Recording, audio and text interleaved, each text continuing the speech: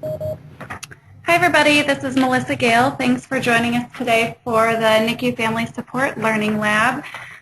Before we get started, just a couple of logistics. I'm going to mute all the lines. Just one moment. The leader has muted your line. To unmute your line, press #6. And Melissa Bettis, if you're on the line, if you could press #6 to unmute, then you'll be able to join in if you need to. So I'm going to just ask if anybody has any questions. They can type them into the the chat section and direct them to me, Melissa Gale. Then I will go ahead and answer them, or will direct them to our speakers at the end of their portion. Let's see. So I'm going to go ahead and turn it over to Judy Gooding. She is the Vice President of Signature Programs. Judy? Thank you. Hello, everyone. I always love to speak with our specialists. You all, as you know, I say this many times, and I'll say it again, you're really the face of the March of Dimes in the communities that you serve, especially in the hospitals and especially to families that are affected by the mission of the March of Dimes. And that makes you the right messenger of information to our mission families and the mothers and the fathers that you serve. And I know, and all the folks around the table here who are talking with you today know that part of your job and a part of your job that you're great at is to communicate what the March of Dimes does and how the March of Dimes families help, how the March of Dimes helps families like those that you serve. At the same time, you can provide information to engage families who want to be involved with the March of Dimes. And in short, you're the right person in the right place at the right time, and we want to be sure that you have the right information from the great speakers that we have today and the right support for the programs that they're going to be talking with you about so that you can do the best job possible engaging families in further work of the March of Dimes. So first, we're going to look ahead to next April and March for Babies. We've invited Sandra Hichikata, who is our Chief Revenue Officer and the Senior Vice President of Revenue Development at the March of Dimes. And she's going to be talking with you about ways that you can be involved in March for Babies now through April. Melissa Bettis, I believe, is also on the line. And Melissa is the Director of Family Team Development. And so as we get to the Q&A, there might be some things that Melissa will be able to address for you as Sandra is also talking with you and answering your questions. So Sandra?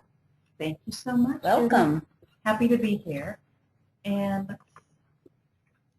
we're just getting a little organized right here because we're moving a speaker. Okay, let's go to the next slide, please. What I thought I would do today is give you just a snapshot of what happened with 2013 March for Babies and what happened with family teams during 2013 and some observations we've learned. And we're using many of the observations we learned from this last year to help drive what's happening in 2014. So then I'll talk a little bit about the highlights or the direction we're going with the 2014. Talk about our Family Teams Task Force because we're not just making decisions here in a vacuum. I'll talk a little bit about the tools to support family teams. We'll talk about our new March for Babies promotional approach, and I have a short video I'd like to share with you, and then finally get to the involvement of hospitals, and then end with a Q&A. So if we think about March for Babies, the next slide is giving you an overall viewpoint of what happened to March for Babies over the last 6 years. And as you'll see in 2007 and 2008, we were raising significantly more dollars than we are right now, $105 million, now down to 103.5, with 2013 not being as strong as 2011 and 2012. I'll tell you, we were a little surprised with these results because the economy is starting to turn around, and one would have expected that we would not have seen a decrease here, but we did see a decrease here. There are many reasons for that, and I'll be getting into them just shortly. If you take a look at moving to the next slide, We also did the same kind of type of analysis for our March for Babies family teams.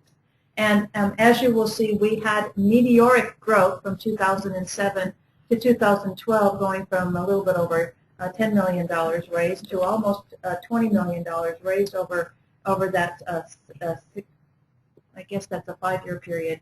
And then had a drop-off this last year. And I'll tell you, we were surprised to have the drop-off this year. It was not something we were expecting, even though we probably should have had we kept our eye on the right ball during the 6 months of the campaign occurring. So this got us really thinking what was going on and what was happening.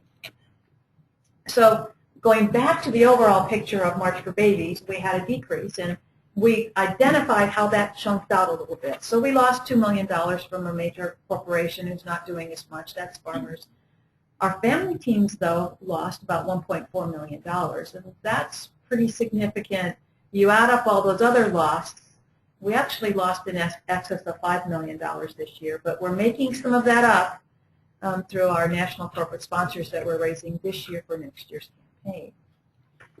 What we learned, though, about family teams, and you'll see here, this is a snapshot of how many new family teams we recruited over the last 5 years. So 2009, we've got about 17,000, then we went down to 15, down to 14. In 2012, our best year, we got to 18,200 new family teams. But look at what happened in 2013. We dropped to 11,700, or about 12,000 new teams. That's a significant impact, and I mean, it doesn't take a genius to figure out where the $1.4 million loss came. Wow. We didn't identify and recruit as many new family teams. Now we're still looking at the reason why, and we know that 2012, lots of people really wanted to do March for Babies family teams because there was these trips to Orlando that we had as our prize. So we may have to continue taking a look at things. The other interesting factor here, and one that I'm sure you are well aware of, is that you've got all these family teams signing up, but then you look in the yellow or the gold, the number of those family teams that are actually fundraising, and there's a pretty big gap between those. And to go from 11,700 family teams raising money to 8,000 raising money, it had a huge impact on our program. Now, these numbers have changed a little bit. This is through June 30th, which is when we were cutting up our numbers. There's probably a little bit more in there, but not enough to make a difference in what this trend is. So trend is going down, revenues are going down. Let's go to the next slide. Now, this is hard to see, but I'll kind of give you a snapshot of what it is. So on the left column, you see a listing of how much people are raising through March for Babies. Sorry, and I'm a fundraiser, folks, so I'm going to get the facts on fundraising out of the way. But if you look at the facts on fundraising, oops, what happened here? Okay, there we go. We lost our screen. Hopefully it's come back. On the left-hand side, we have categories of how much people are raising. We've got A being no dollars raised, B being less than 100, C being 100 to 499, and all the way up to the very top teams. You notice over a 7-year period that of the 118,000 teams that were family teams that were part of our program, 44,500 then did not raise, 44,900, almost 45,000 did not raise any money. So we're recruiting a lot of people who are getting our support, which is really, really good, but we're spending the time and energy on helping them, which is really, really good, but it's not translating to the purpose of March for Babies, which is raising money to support all of the wonderful programming that we're doing. Okay, then the number one slot tells you this is how much in people when they are involved in their first year, how much you're raising. So you look at that, of the 51,000 people raising their first year, 37,000 of them are raising less than $500.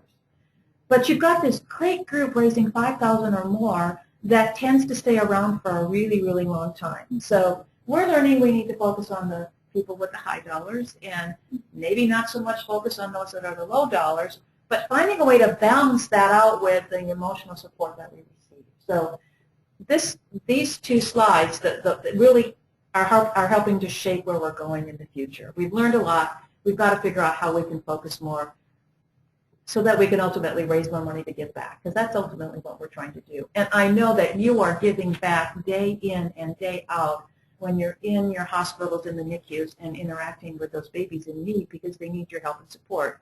And that's why it's so important for us to raise the money. We're going to go to the next slide. So just high-level observations. Revenue decreased by 8%.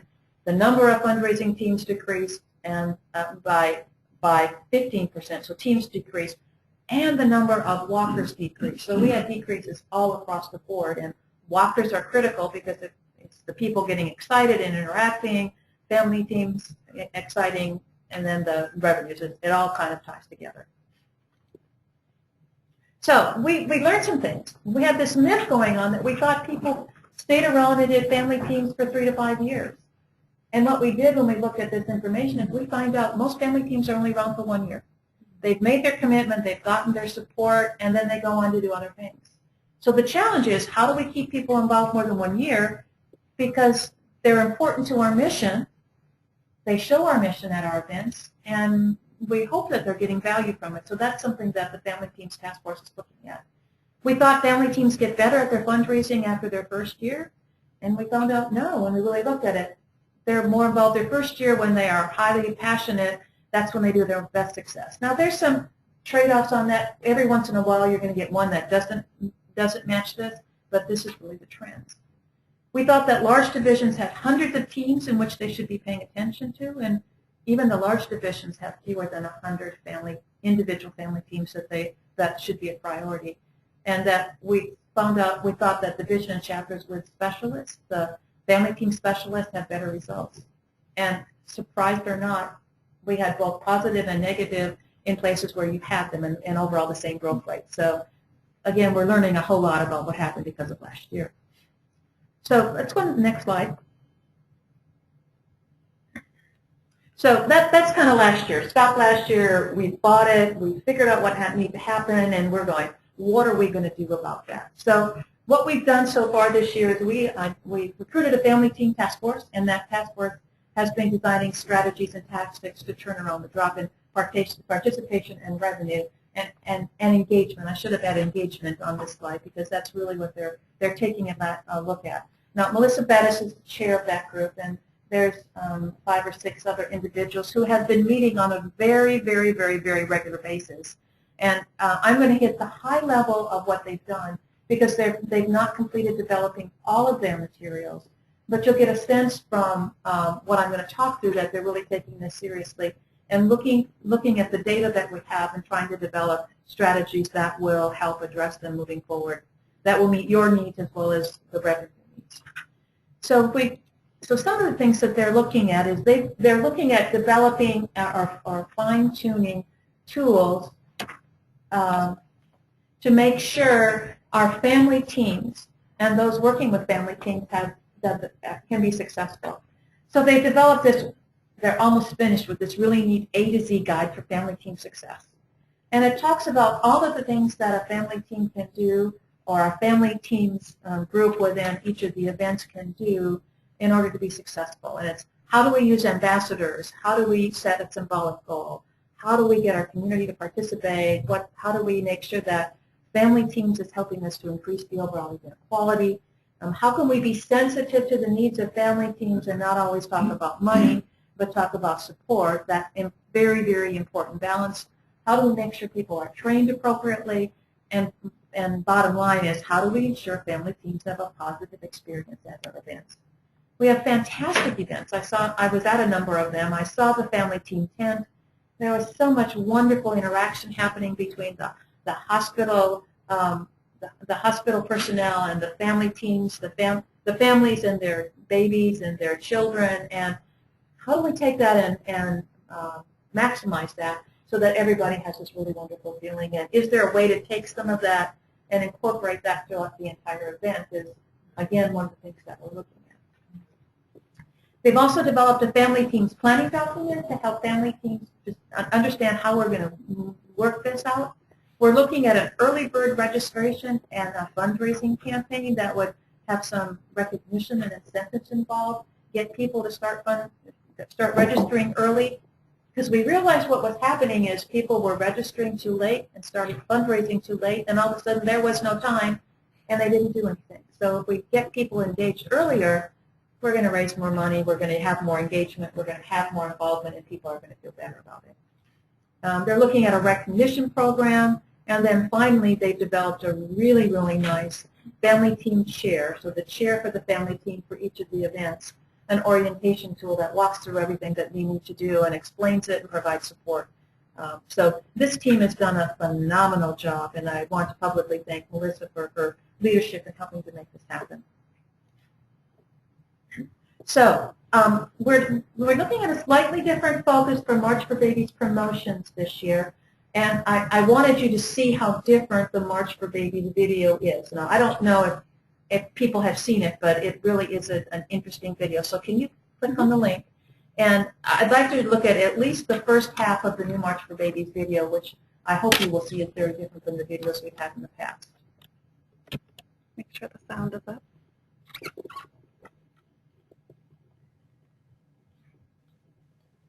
We never ever thought there was any reason to believe that. Oops. Just a second.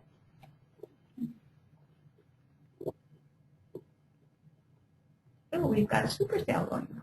We never ever thought there was any reason to believe that anything was going to go wrong. It was a roller coaster ride in the NICU. It's been around 100 days in the NICU.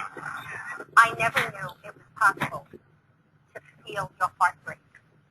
And I just remember thinking, what am I going to do if this little boy dies? I've fallen in love with him already. Every year, almost 500,000 babies are born too soon. Many struggle to survive. Everything was absolutely fine, and we were happy. And 24 weeks into her pregnancy, Marie went in and gave birth to her son James. what transpired the next week was the scariest thing, because now they knew something was wrong. They started to have contractions. They didn't know if they could hold, if they could hold the baby inside. They didn't know what was really wrong. It was scary. It was, he was 1 pound 9 ounces. He was so tiny that I couldn't even imagine that he was real. James had level 2 brain bleed. He had to have heart surgery, and then he had a bilateral hernia surgery. He had blood transfusions, and you name it, he had it. We never knew if he was going to be okay. He spent 4.5 months in the NICU. I was having a pretty normal pregnancy up until about 28 weeks, and then everything sort of changed for us.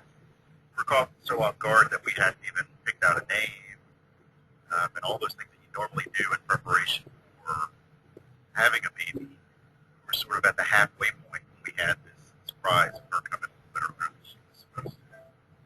We don't even really have that many pictures of her from that time because we were almost afraid to think about too much further in the future beyond just getting through the day-to-day of what she was going through each day. A year ago, on March 20th, my granddaughter Abigail was born. She was born with a rare cardiac condition. Every day my heart broke. And that very last surgery, when they were wheeling her away, she just, as I said goodbye to her and that I loved her, she opened her eyes and she looked at me. And I know that she said goodbye to me. I know that she opened her eyes. And I knew that that would be the last time that I would see her. These stories are not uncommon. All across America, thousands of families suffer due to the consequences of premature birth. But thanks to countless people like you and hundreds of companies across the nation, babies are being given a healthy start in life. I hope that everybody could see the video and hear the video. I know it was very soft, but I think you'll see that we had a very different approach to this year's March for Babies video, and pretty upfront about what impact premature babies have, and that it's not always a happy story. Same thing is true with this year's March for Babies poster. I don't know if everybody has seen the picture of John Carlo. John Carlo is we've got a picture of a baby on his mom, and and the caption for John Carlo is John Carlo is a 2-year-old surviving twin, and who was born at 25 weeks. So again, we're getting the message out there that prematurity is having an impact, and we need to do something about it. So a new approach. I think this approach will. I'm hoping this approach will resonate throughout for you as well as the entire organization. I'm probably going to suggest that I provide you the link, or if you can take that link and send it out to everybody so they can actually see it on their own at their own time. So if you think about it, and Judy said it really, really well as we started out, our hospital and family teams really serve as the mission link between March for Babies and March of Dimes. You're critical to that point, and you are the integral connector for this event. And it's important that we have your involvement. You add the piece on that in many places, hospitals are one of our largest employers in a community, and having the hospital involved is great visibility for them, for the hospital, and it's great visibility for the March of Dimes and March for Babies.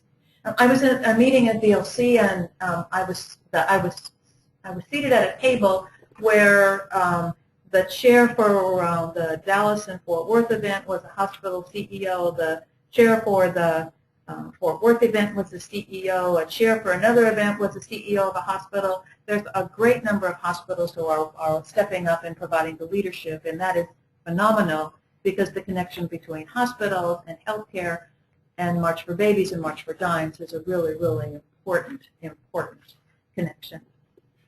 But one of the things that we're using this year, and I don't know, is this group seeing the premature cost to business materials? Okay. There's a small group that's been working as a result of the Big Five, and our March for Babies staff will be using the premature cost to business to help March for Babies companies and all companies understand why this is so important. So if you flip to the next slide, we're helping people, employers understand, and if you would just press 3 more times, helping employers understand that, and they know this already, that if they've got a premature baby, that premature baby's, the healthcare cost for that premature baby is going to be 12 times as much as a normal baby. We know that that cost is an additional $50,000, and if 1 in 9 babies is born premature, there's a significant cost to businesses because of prematurity. And when you start asking a CEO or an HR person within a large company, or you mention these facts, all of a sudden the dollar signs start ticking in their mind, and they know, my goodness, why wouldn't we want to be involved? So how are we using this? We're using this as our value proposition to help our staff help sell companies as to why we should be involved, why they should be involved in March for Babies. We are adding a value, and we're trying to address and bring down that $54,000 cost. But more important, if we can take that 1 in 9 babies to 1 in 8 babies down to 1 in 7 babies, etc., it's going to save money for healthcare, for companies, etc. So the next slide that we're using with, and we're going to have to click it to get everything to pop up and click 1 more time, is the very true picture of, okay, let's take a look at inpatient days for an uncomplicated versus a premature or low birth weight baby. We've got the raw facts. We know the raw numbers. We're trying to get to our companies through their pocketbooks, but as well as from their emotions so they understand this is an issue that they should want to spend their time and energy on. This is a very new approach for how we're dealing with and looking at prematurity and using it to sell to our companies involved. But bottom line, we've got four critical talking points, being prematurity has a material impact on a company's bottom line. Employers pay 12 times as much for those healthcare costs. The difference in the overall rates, and then the 1 in 9 has an impact. So it's pretty high hitting, but we think it's going to have an impact. So what is your role, or how do we see your role? And I don't know if everybody sees I was trying to be creative here and use our CARES model. It's very creative. Yeah, I really had to work hard on this one. But you are a connector. You help connect those families who may have an interest to find out and know about the event. And you are in a position to do that better than anybody else. You're an advocate. And you're an advocate for a number of different groups. You're an advocate for your hospital and showing the way your hospital is involved. You're an advocate for those families. You're an advocate for the March of Dimes. You are advocating to ensure that we help address this issue. Number 3, you are a resource to not only in the NICU for the health needs of all the patients and the patients' families you're dealing with, but you're a resource for the March of Dimes. And we'll make sure that you have the right material so that you can provide them and make the connections. You can be a recruiter, and I know you can't be a formal recruiter, but you can help us with that recruitment process. Because if we go back to that preliminary slide, we cannot go into another year and have another dip or a continued dip in the number of family teams that are recruited or the number of family teams that are involved. It'll be devastating to the organization. So we'll be monitoring that probably in a way that we've never done before, but looking at it early on to make sure that if there are issues, we find a way to correct it. And finally, I've seen you with your NICU families, and I've seen you interact with each other.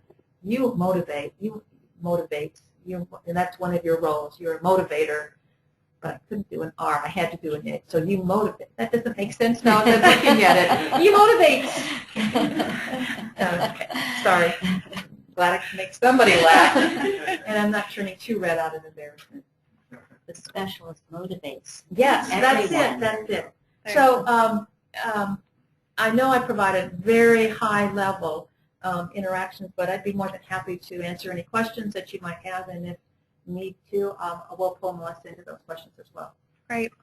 Thank you. So if anybody has any questions, please type them into the question dashboard under your question section, and we'll go ahead and direct those.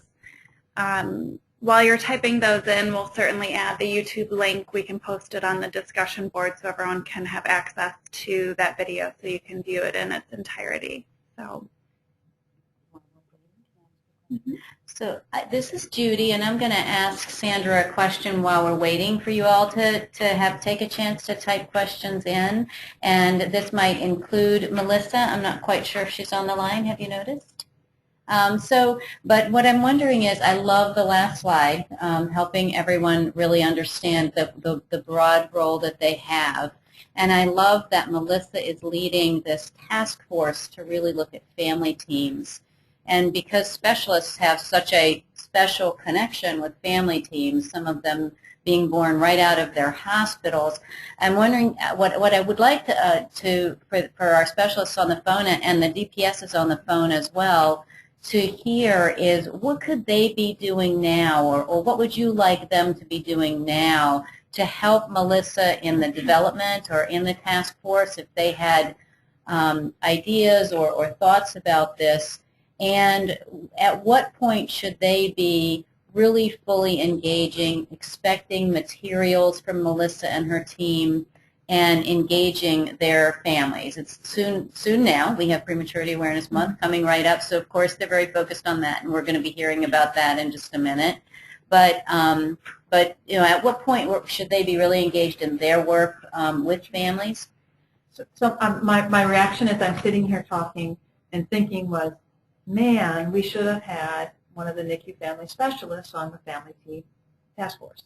Mm-hmm. Now, I didn't create it. That was created by Paula Ransom and her team. They decided who was going to be on this, but it's something that we should have done. And I will, if Melissa is not on the phone, we don't think she's on the phone. I know she was going to try, but I will suggest to Melissa that the materials that we have will get out to everybody, so that if there's something isn't resonate or something you'd like to tweak, we'd be more than happy to have you be involved in helping us make sure the materials are as appropriate as possible. And as far as getting started, We're hoping we can get started a little bit sooner with identification of families and starting in the recruitment phase earlier than what we've done before. Everybody says we don't want to do it until spring, but then what we saw happening is we don't do it until spring, and then people run out of time. So actually, on all of the activities we're doing with recruitment and other things with March for Babies, we're trying to start it earlier so we don't run out of time to do the important elements of the event. So we'll have materials coming out shortly. They're actually just finalizing the materials now, and I think we should get that in front of you all just to make sure that they're resonant and you feel they're appropriate. I have one question. Hi, everybody. It's Lori. I was just wondering, one of the things that, a lot of our specialists are very involved with their hospital teams. And would you recommend that specialists encourage families to create their own team now knowing that they have sort of a shelf life of a year? Or should they be encouraged to join the hospital team? Because some hospital teams, they form they have their NICU team, and some families will walk with that. And those hospital teams, I'm assuming have a much longer shelf life. They're there for years. And what would you recommend that we say to them, oh, you should really start your own family team. That's a great way to be involved.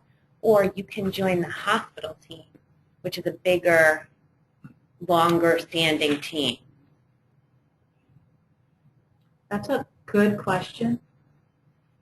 And I don't think I have a good answer to that question because I truly think it's situational, depending on the strength of the hospital team.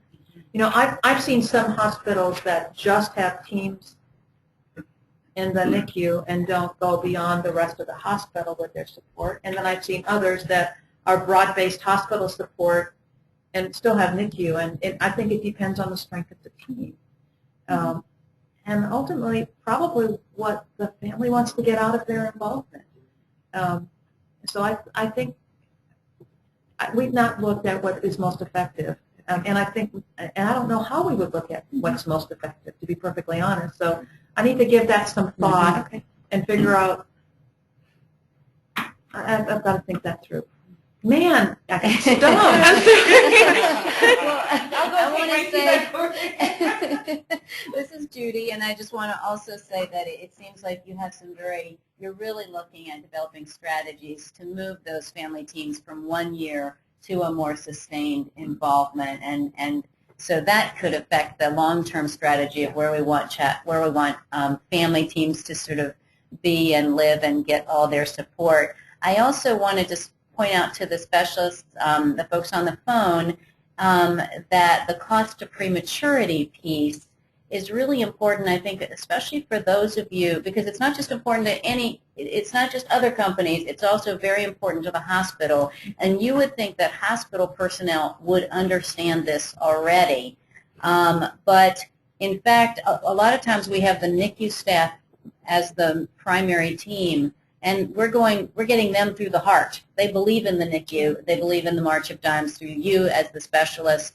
But in order to sell their whole hospital on forming that broader team, you have to get into HR and benefits, and those cost of prematurity numbers are going to really help you with that. So maybe we can look forward to having the support materials for the specialists as they're trying to broaden their hospital partners,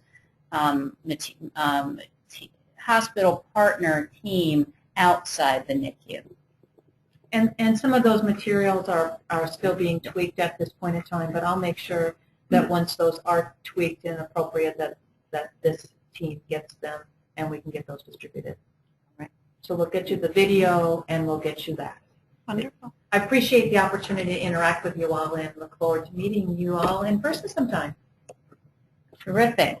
Well, that was really wonderful, Sandra. We loved hearing this overview and sort of where I think that it's so helpful, and the specialists and the DPSs on the phone find it so helpful for you all to, for you to come and give them sort of where they fit in the big picture. And and now we're going to be hearing about what the Foundation's plans and activities are around World Prematurity Day and Prematurity Awareness Month. We've got Mary Giammarino with us. Boy, it's really a star show today. Mary Giammarino, the director of the Prematurity campaign and mission marketing for the foundation, and Kieran O'Dowd, who is the director of marketing for the foundation, who are going to be talking about a few of the national initiatives that you can be involved with. So Mary and Kieran, Mary, are you up first? I am. Well, okay, terrific. Thank you, Judy. Thanks to everyone for organizing this. It's wonderful to be here. If you see on this first slide the lovely face of Celine Dion, we just love that she is helping us with Prematurity Awareness Month and World Prematurity Day this year. She's my little teaser for what you're going to hear about throughout this presentation. Lots of exciting things. And as you'll see on this slide, the whole month of November is the month we devote to awareness and action on prematurity prevention and care. And our month is full of news and events locally, nationally, and globally. What we're going to do is start with premature birth report cards. We're going to go in order of when we have bursts of news this month. So the first thing is the report cards that are issued by every state in the nation for every state and for the nation on November 1st. After that, Kieran will talk about our Hub social media campaign and more about celebrities.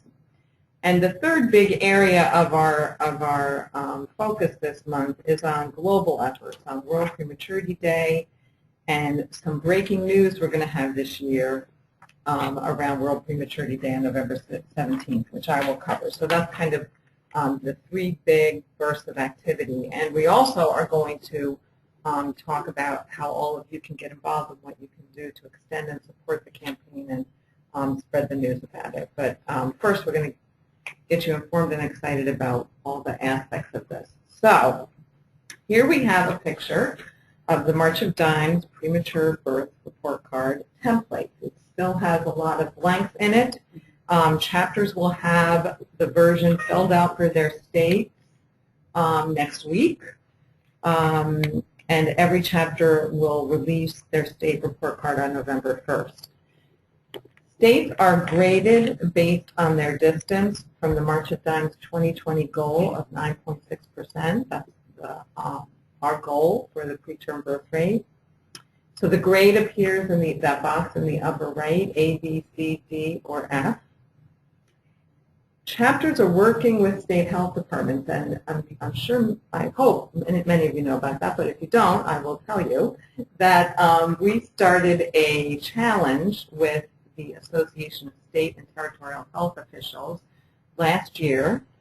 We issued a challenge together, our two national organizations, to every state health officer in the country, every state health department, to sign on to a joint pledge, the ASTO March of Dimes pledge, to reduce their preterm birth rate by 8% by 2014. So believe it or not, I mean, I was one of the naysayers who sat here and thought, okay, so 4 states are going to sign on, and it's going to be a big, me. I was saying it's, I didn't have a whole lot of faith, and boy, was I proven wrong, because in 5 months, we had 48 states, the District of Columbia and Puerto Rico signed on, so there you go.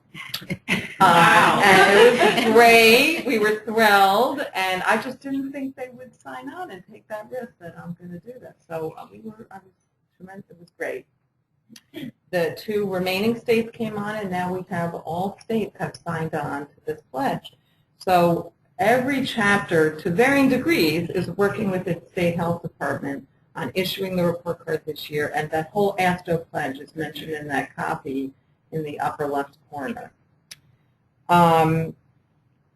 Now, somebody said I should talk about the success of the report card over the past 6 years, because this is the 6th year of the report card. And I will tell another story, which is that the first year we did this, that was 2008, and it was a big deal for the March of Dimes to assign grades, grade states as if we were, it's like a judgment on them, right? To give them an A or an F or something, and it was difficult. And the first year, though, the fact that the March of Dimes had done that got a tremendous amount of media attention. And then, again, I was a little bit of a pessimist and said, how can we possibly keep this up, get this kind of media coverage? We had set such expectations. But what happened was we have achieved that kind of media coverage and attention from stakeholders, which is even more important, on a sustained basis. And I would say that the attention from stakeholders has increased. You see public officials coming to events with our chapters, following what their grade is, talking about it over the course of the year. I get clips all year about public officials mentioning their premature birth report card grade and being concerned about it. So we really have a track record here, and we are going to continue this because every year it seems we get more public official engagement. The ASTO pledge really helps, and the media coverage has been sustained every year, which is fantastic. One new aspect of the report card this year is that we're adding preterm birth rates by race and ethnicity, and you'll see that in the lower box. So that is the report card. The next slide has some of the key messages about the U.S. report card. I'm not going to talk about actually what grades are yet. Those are embargoed still, but there's a lot of good news, including that the preterm birth rate dropped for the 6th consecutive year to 11.5% in 2012. You'll see a message there about costs, medical and societal cost savings. That links to what Sandra said earlier. And you'll see here in these messages that we focus on the good news first while we've made progress, but then the last 3 bullets there are about how much more we have to do. We've made great progress, but the U.S. still has the highest preterm birth rate of any industrial country. Preterm birth is a major driver of health insurance costs for employers and public programs. And again, Sandra covered a lot of those facts. There is a fact sheet being printed. I'm not sure if it's gone to print yet, but there is a 4-color fact sheet on costs of prematurity that will be coming out. And then we have the continued disparity among racial and ethnic groups. Even though the African American preterm birth rate has dropped, it's still far higher than other groups and 1.5 times higher than non-Hispanic whites. And African Americans have historically had the highest rate of preterm birth in the U.S. The next slide is about, that was the U.S. messages and state premature birth report cards. There are some states, many states are going to have great news this year to report on November 1st, either a rate improvement or a better grade. But even if states don't have year-over-year positive news, every state can tell a good story about the trend in the preterm birth rate since the nation's peak in 2006. So even if you happen to be in a state that doesn't have year-over-year great news, there is a story to tell that we're making progress, we have more to do, and the state release is going to talk about more babies are being born healthy, excess health care costs are being reduced, and families are being spared the heartache of having a baby born too soon. But again, the release also points out how much more we have to do, how far we are from our goals. And this next slide gives an overview of those goals. I think I referred to them. The slide is coming. There it is. I said that our March of Dimes goal, every state is getting a grade based on its distance from the March of Dimes 2020 goal, and there is that goal in that red bar in the very far right, 9.6% by 2020. And then you see there the goal we have with ASTO, that interim goal by 2014. And you'll see we're getting close. So we could be in a position where we're able to announce that we've met that pledge nationwide, and then states, again, can call attention to where they are, and many of them hopefully will have made progress as they've done to date, and let's hope we see more by 2014. So next slide. That was really our domestic focus on November 1st. Now I'm going to talk a little about the global focus as we build from now, really, until World Prematurity Day on November 17th. So I think Phyllis Williams-Thompson, I know she did speak to this group last year. Yes. So I wanted to just say a little bit about what happened since Phyllis spoke to all of you, what happened last year, which was tremendous. We had an amazing WPD, World Prematurity Day, and a large part of the reason we had such success was this report, the Born Too Soon action report on preterm birth.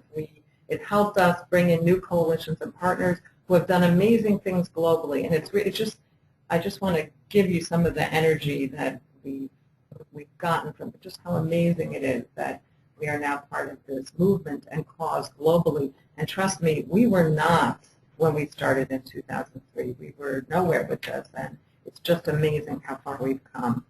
So here on the next slide are just some. I mean, there's dozens of organizations that now have joined with us under the umbrella of Born Too Soon, or Every Woman, Every Child, with the World Health Organization and the UN. You'll see at the top, Save the Children, the Partnership for Maternal, Newborn, and Child Health, and the World Health Organization, who are big Born Too Soon partners. The next slide is our own March of Dimes World Prematurity Network. This is kind of a subgroup of the bigger group of people involved that I showed on the previous slide. These are smaller parent and consumer-focused organizations in Africa, Australia, China, Europe, and the UK, and new groups are coming on board soon. They work very closely with us, and some of you may have participated in webinars or social media in the past, maybe last year, where you had exposure to what these groups are doing. They're providing support in NICUs. They've come to visit us here and learn from NICU Family Support. Some of them are interested in using NICU Family Support in their countries. It's just an amazing, passionate group of people that motivate me and everyone they meet here, really. So I wanted to give you a sense of that growing network we now have globally. And here's just more excitement. I'll just flash right through these, but we had participation in WPD last year from all over the world, people doing social media, grassroots events. We expect that to continue this year. And the next slide, I mean, this is the thing we're all so proud of, is that WPD and Prematurity Awareness Month is about awareness and action.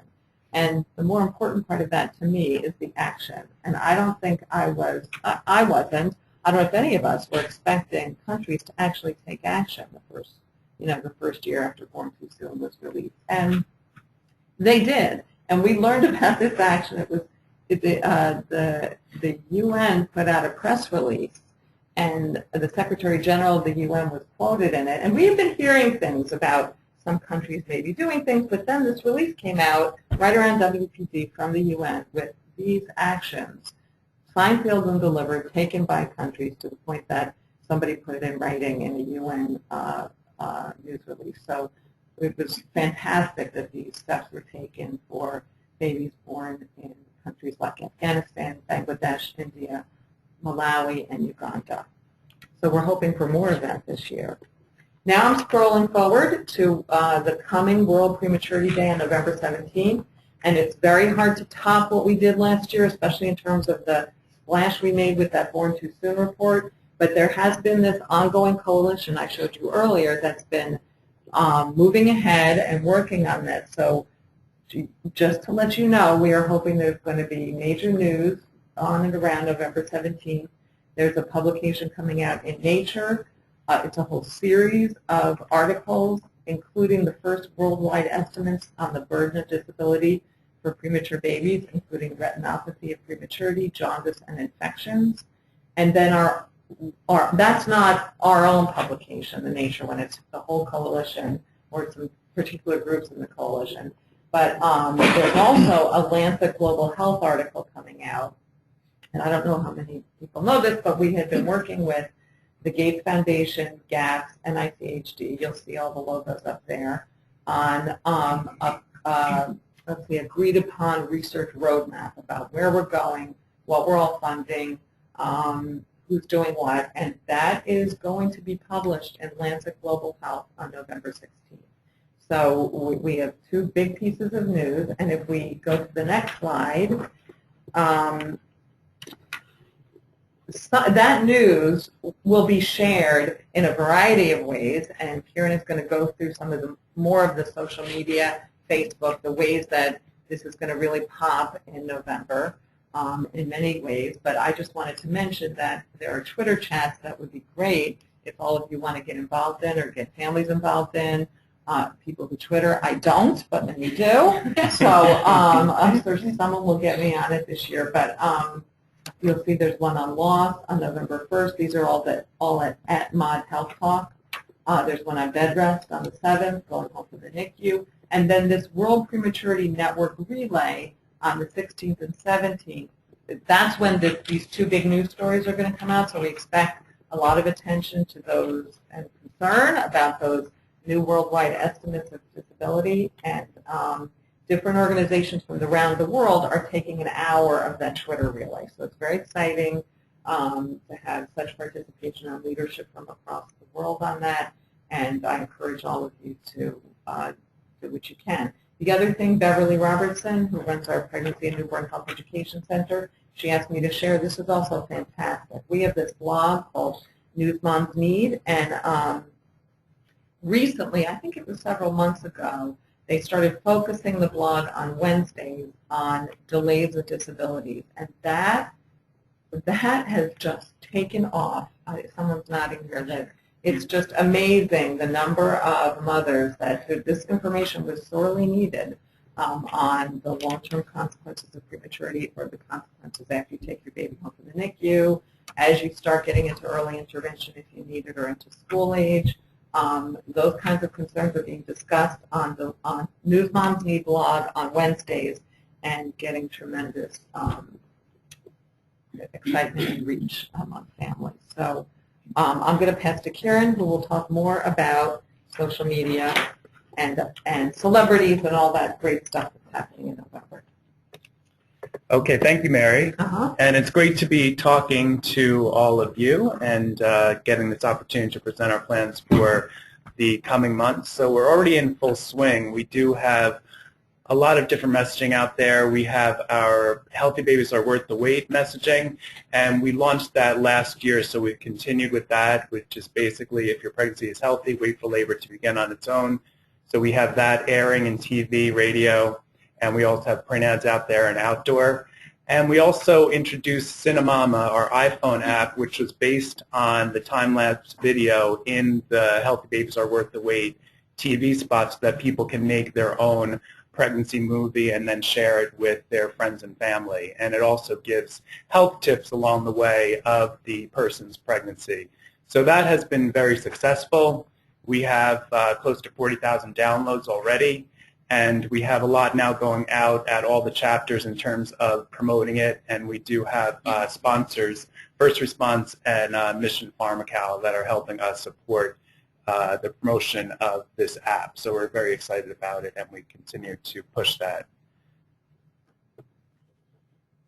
And then, of course, we have Celine Dion. We're very excited to have her on board, and we love the picture that we're able to use. It's a picture that was done by Ann Geddes, and we think it's beautiful and very excited about it.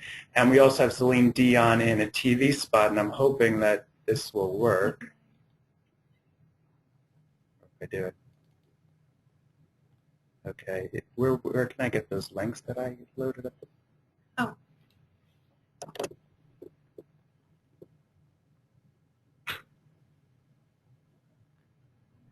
Here we go.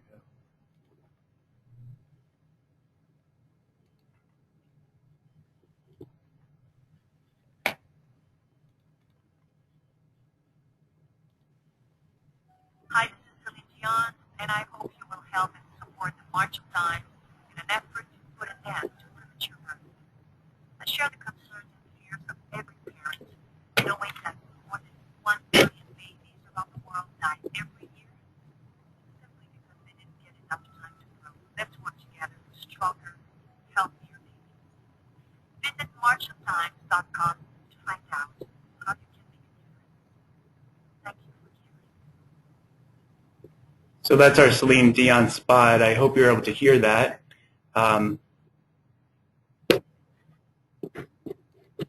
Yeah, if not, then we can send you that link.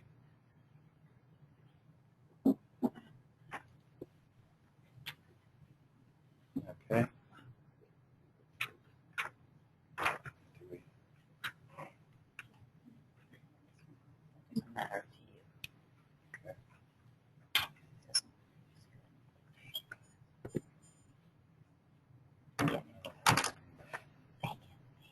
Oh, they do. Okay.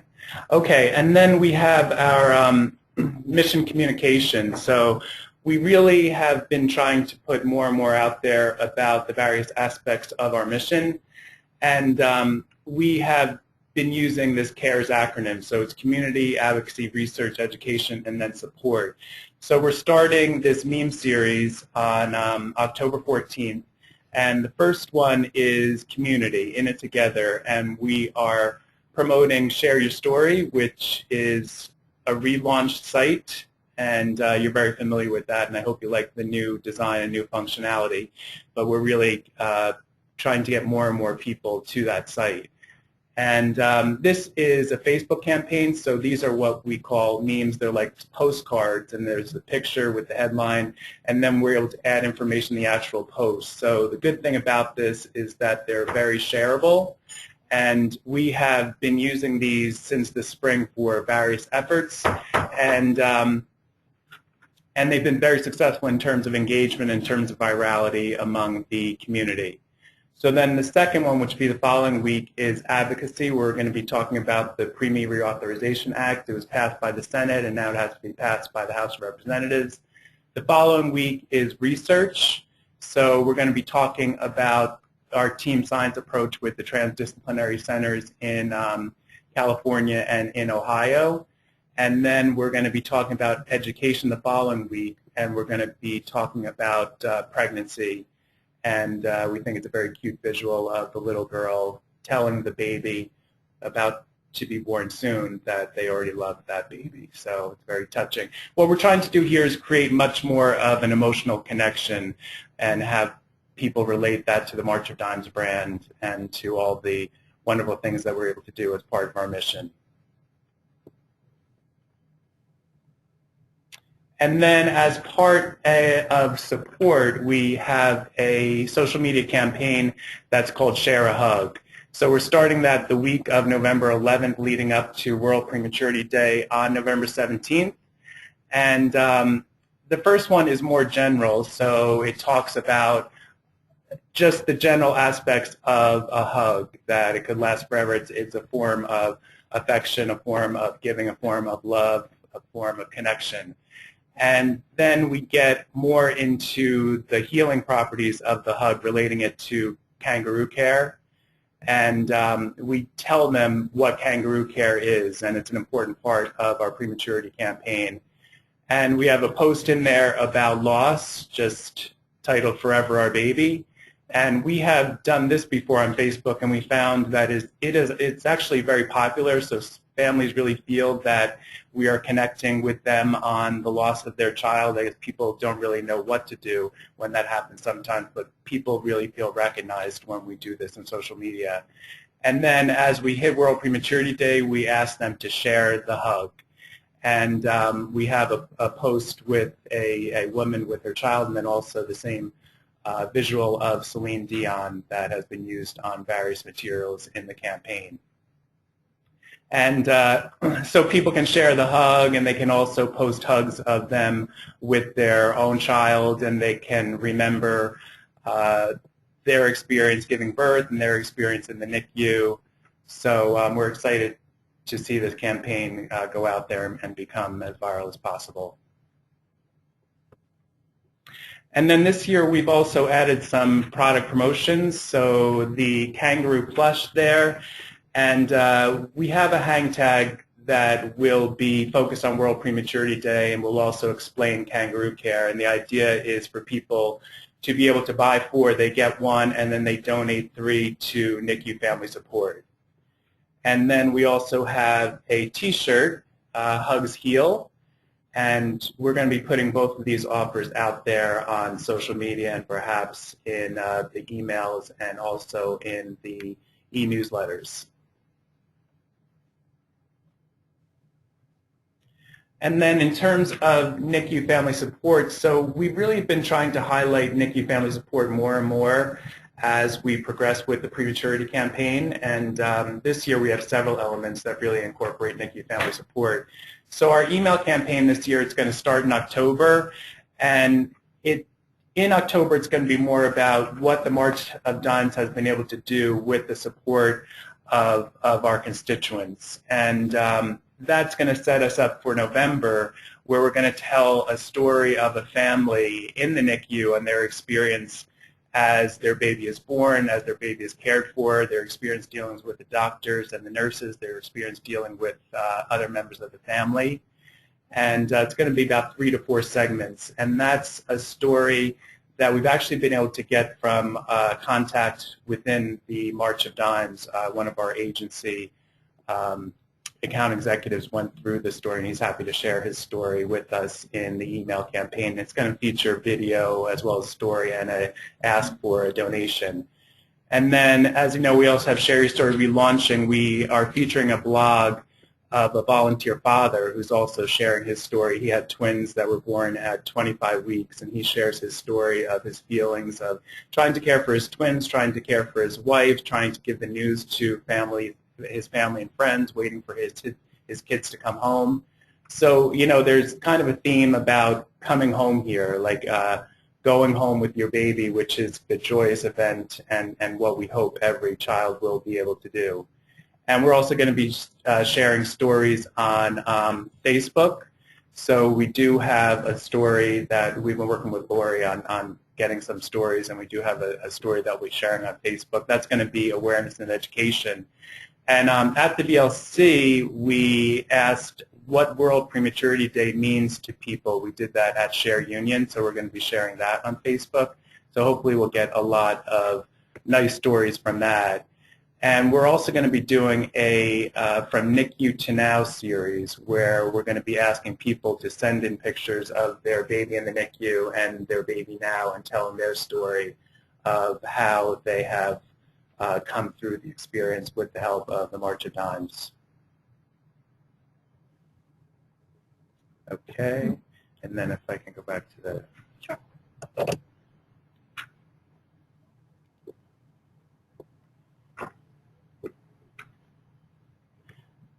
Okay.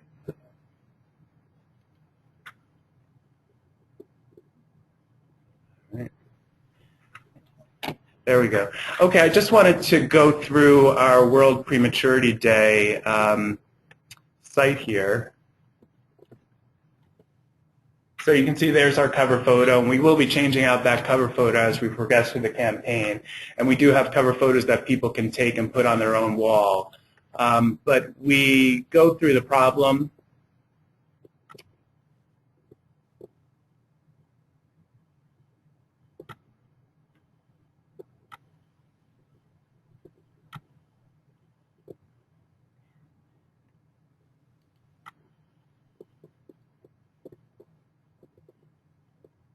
So people can understand the problem. There are several videos that we have there.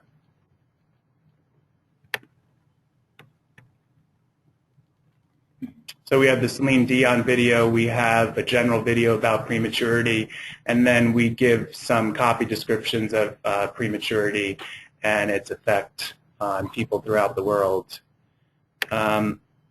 We also have various other tabs. We have a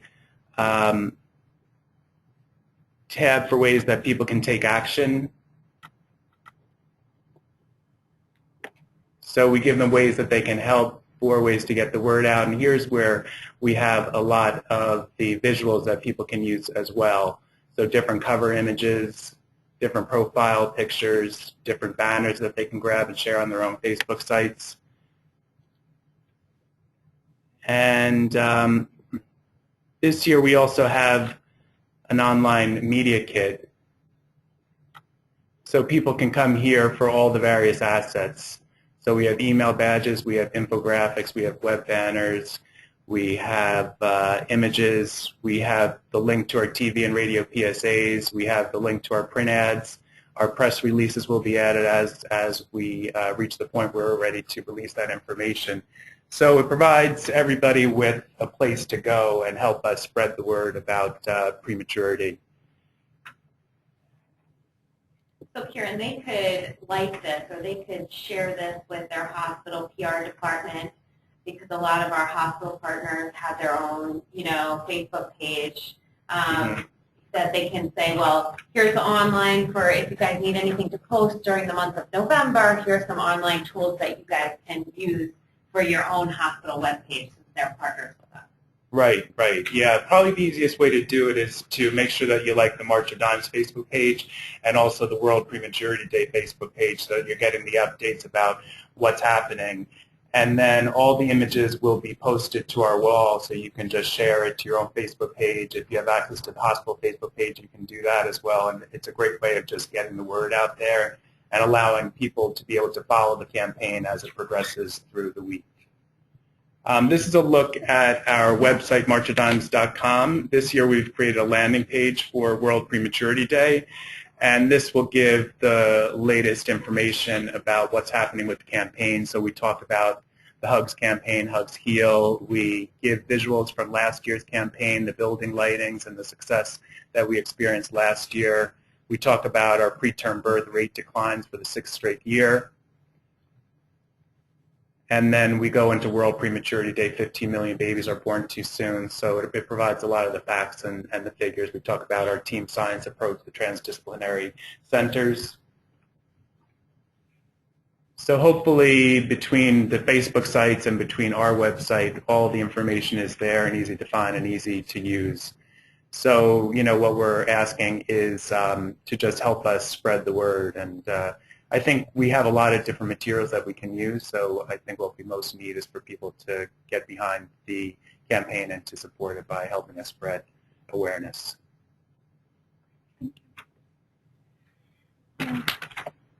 Okay, so if everyone could type in any questions that they have for Mary and Karen. I think I did see a question come in related to a postcard. And I believe that we posted on the NICU Family Support Discussion Board on how you might be able to order more of the postcards. Yeah, and that's the postcard with Celine Dion. So check the discussion board. I think it was Mary Beth Camp and I had a discussion on how you can order more of those. And does anybody else have any questions for our speakers?